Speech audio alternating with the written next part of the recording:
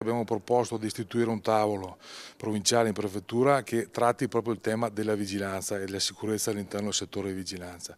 È un risultato importante per una provincia come la nostra e crediamo che questo risultato possa essere apripista rispetto a un tema che è nazionale e possa far partire altre province sul punto sicurezza in un settore importante e difficoltoso come questo. Belluno apripista in Veneto sul tema della sicurezza nel settore della vigilanza. Mai prima d'ora erano state accolte le richieste dei sindacati di categoria Filcams, Fisascat e Wiltux per l'apertura di un tavolo a garanzia e salvaguardia della salute e della sicurezza di chi opera nel settore della vigilanza privata.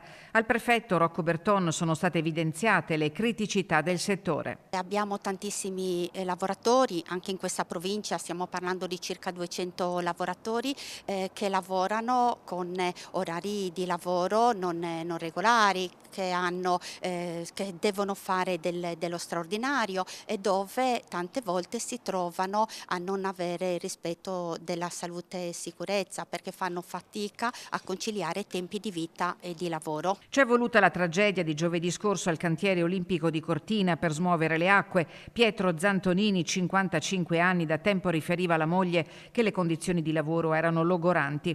L'autopsia chiarirà la causa della morte del vigilante di Brindisi, turni e modalità operative al vaglio della magistratura che ha delegato gli accertamenti alle forze dell'ordine e ai tecnici dello Spisal. Il più delle volte questi lavoratori si trovano a dover fare anche 12 ore di lavoro, a dover saltare i riposi in condizioni difficili, senza alcune volte avere il materiale che necessita per svolgere in totale sicurezza questo impiego. Lunedì prossimo dalle 10:30 Filcams, Fisascat e Wiltux hanno organizzato un presidio nelle adiacenze del cantiere dello Stadio del Ghiaccio di Cortina. Obiettivo: mantenere alta l'attenzione sul tema della sicurezza e sensibilizzare lavoratori e lavoratrici, imprese pubbliche e private.